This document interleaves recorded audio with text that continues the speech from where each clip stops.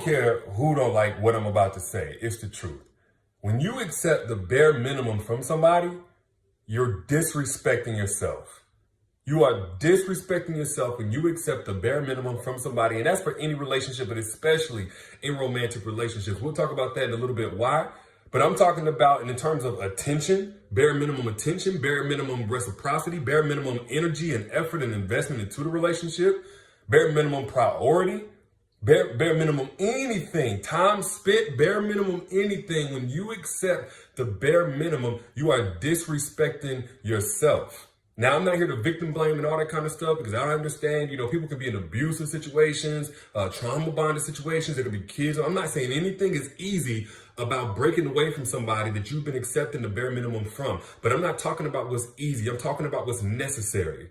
You were never made and created to be easy. You were made for a person that was willing to meet a certain standard in order to fulfill you, because you were also going to meet that standard for them. But the problem is a lot of y'all are out here bringing a certain standard of love and contribution to a relationship that's giving you little crumbs in return. And you wonder why you always feel like you're starving emotionally. As a matter of fact, some of y'all have already starved and you feel like you're kind of going dead inside. That's just being truthful with you.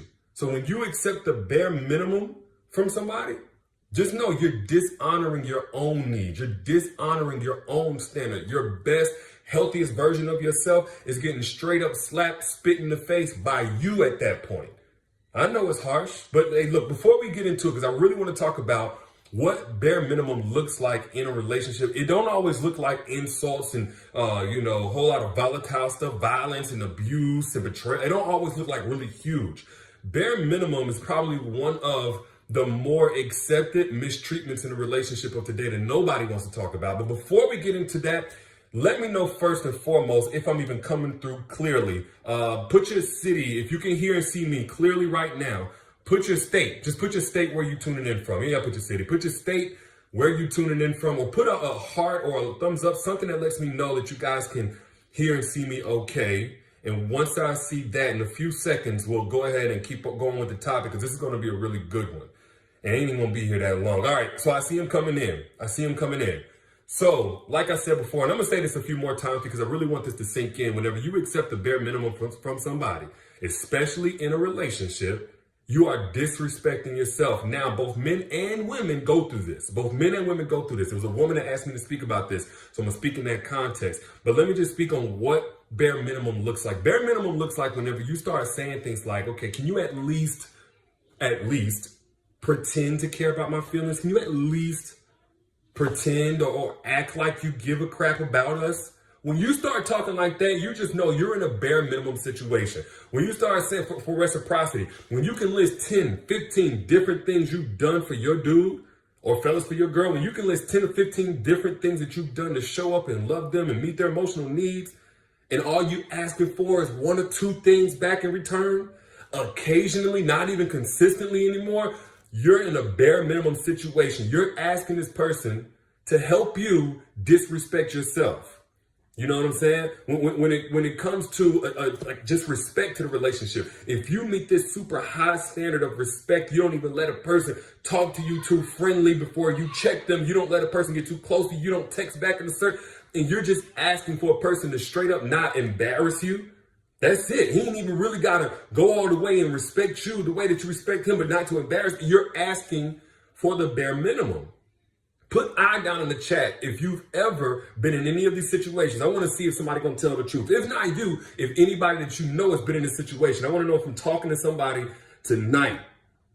Because I know it can get kind of embarrassing to even be in the situation, but this is why I want to make it really clear. The more you disrespect yourself by accepting the bare minimum, the more you're going to lose respect for yourself, and you're going to walk in alignment with that. And the more you walk in alignment with a lack of respect for yourself, the more you're going to attract people who are also going to disrespect you. Because it does start with you. You set the tone for how others are going to show up for you. It's not that you're not going to have people who occasionally try it anyway, even if you do respect yourself. But here's the thing, it's going to be so easy to cut them off, just go ahead and block them, whatever you need to do, because the fact that you respect yourself is going to attract people who also respect you. So any disrespect is going to be unfamiliar and foreign. It's going to be easy to get out of your life. But this is the thing, as you continue to dishonor yourself Even that intuition, that core part of you that knows what you're worthy of, what you deserve, that's not going anywhere. Even if you start getting tolerant, you start acclimating to the disrespect, and I know a lot of people who are in this situation, even as you get there with it, and now you got used to begging and stuff like that, there's a piece of you that's always going to lose sleep at night. There's a piece of you that's always going to suffer. There's a piece of you that's always going to deteriorate over time. You may not even be able to keep your normal friendships because you're not going to be the same version of yourself that you were before you allowed yourself to be disrespected by a person's bare minimum. But there's a piece of you that's always going to yearn for more because it's almost like muscle memory. You're going to remember what it used to feel like to be loved correctly, even if you're not experiencing it. And that's the part of you that's going to want to nag. If not nag, that's the part of you that's going to indulge in love stories and everything else just to get a little whiff of what true love looks like. So over time, what happens is you're going to survive the day of being mistreated, of being given a lack of effort and reciprocity and attention and time and respect and investment. You're going to survive the day, and then you're going to suffer at night. You're going to suffer at night. That's why a lot of y'all have a lot of the health problems that you have. A lot of y'all think you got anxiety and every other mental health illness. And don't get me wrong, mental health illness is something serious. Take that seriously. Please protect that. But a lot of y'all don't have mental health issues. You got somebody in your life who's sucking the life out of you and who's crumbling and compromising your otherwise great mental health.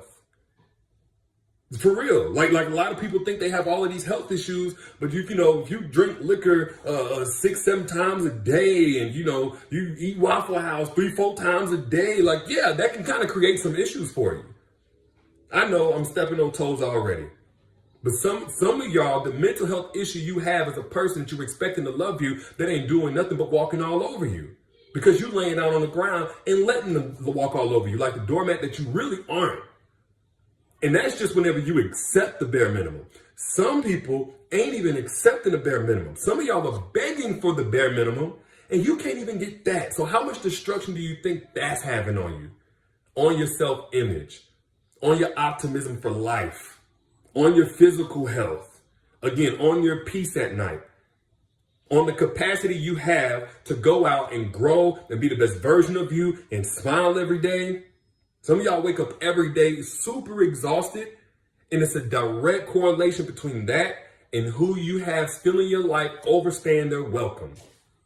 It ain't nothing to be ashamed or embarrassed about. Look, I've been there. We've all been there. Matter of fact, put I down in the chat if you've ever been in a situation where you let somebody overstay their welcome that was giving you bare minimum. And you were asking them to get it right. You were giving 10th and 11th chances. You were explaining every little thing, the basics. You done created all these analogies. You done proposed that y'all can go talk to somebody who can make it clear to them what you're trying to say. You done sent videos. You done offered to read books and all of that stuff. You just letting somebody just overstay their welcome. Put I down in the chat if you've ever been there, or you just somebody who's always kicked everybody out. You always had these standards and what have you and whatnot. So don't feel weird. But back to what I was saying, I hate this whole low maintenance chick vibe that's been promoted to women. Low maintenance women are the best, easy to love. She ain't hard to love. She ain't hard to please. No, it's okay to be high maintenance, just on the right things. Especially if you're bringing a high maintenance for the person that you love. If you get into a relationship and you bring a high level of energy, a high level of investment, a high level of priority, a high level of protection for that person's feelings and heart, a high level of open-mindedness to what they need, you deserve high maintenance in return. Don't get on this whole high maintenance is a problem. No, high maintenance in terms of frivolous things, absolutely. That's just bad priorities. That's just being childish. But don't be the low maintenance nothing. Low maintenance is another word for low standards. But if you're bringing a high standard, you deserve that in return. If you're going to be a prize for a man, ladies, you deserve a prize in return. You deserve a prize in return.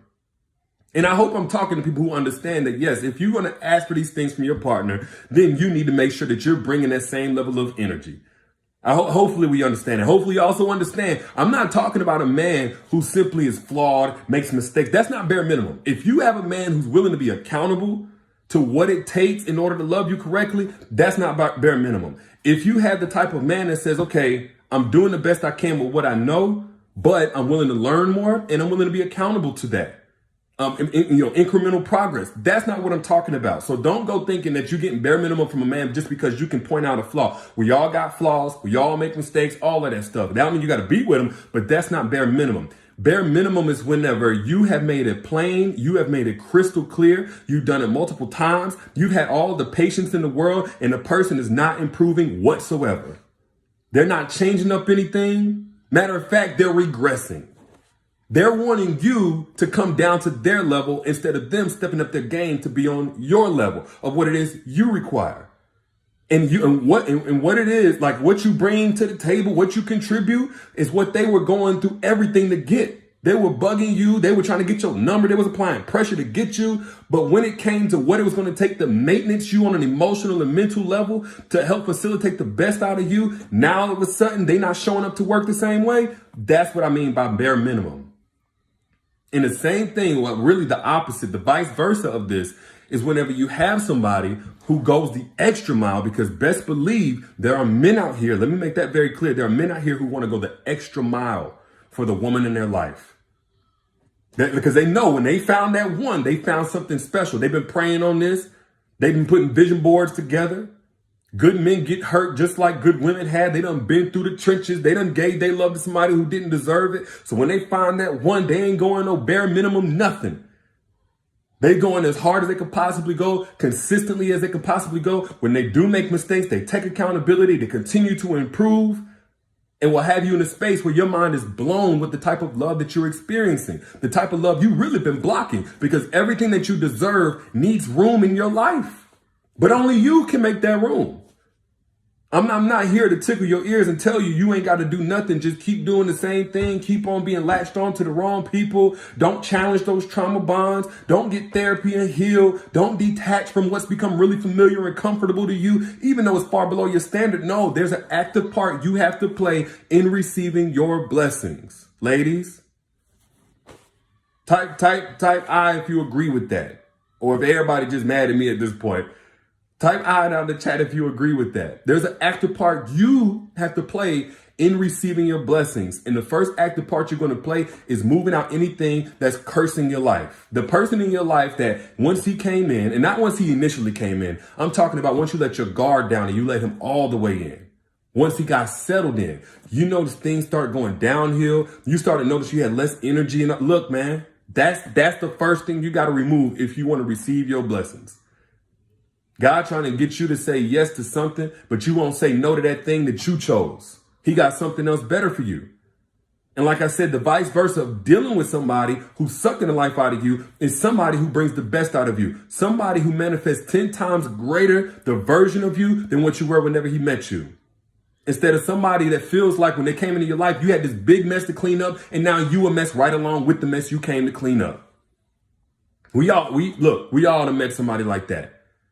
When a woman is loved properly, everything in her life elevates. If the things in your life are not consistently and generally elevating, it's going to be some things that go up and down, but generally elevating, you're probably with the wrong person. You're probably not being loved correctly. Your credit score should be going up. Your sleep should be better. Your energy should be higher on a regular basis. The way that you smile, the things that you think you can accomplish, all of that should be increasing because those are the byproducts of being properly loved.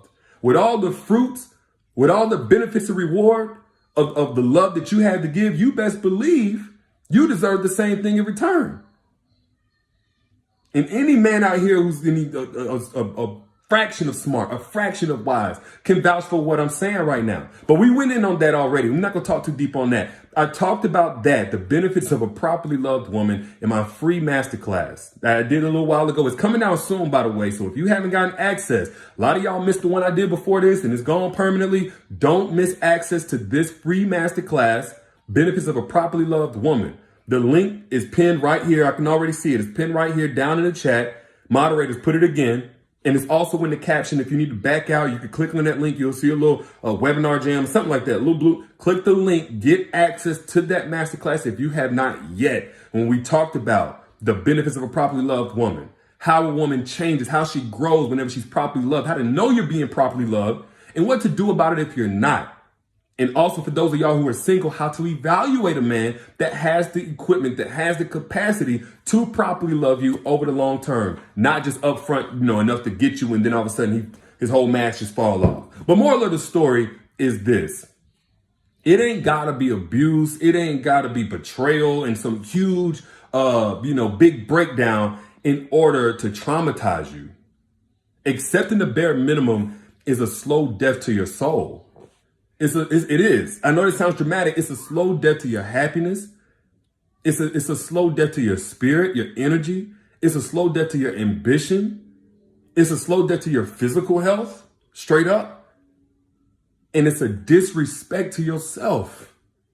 You deserve better than that. But only you can make way for that better to come into your life by getting rid of the person who's trying to give you bare minimum breadcrumbs. And that's just facts. But y'all let me know what you think down here in the chat. Matter of fact, share this. Share this message if it resonated with you and there's somebody on your timeline who might need to see this, because you never know who that may be. And do not forget to get access to the free masterclass right here, the link. Click it now because it's coming out soon. Benefits of a properly loved woman, where I went in on this topic way longer than I did here today. But I'll let y'all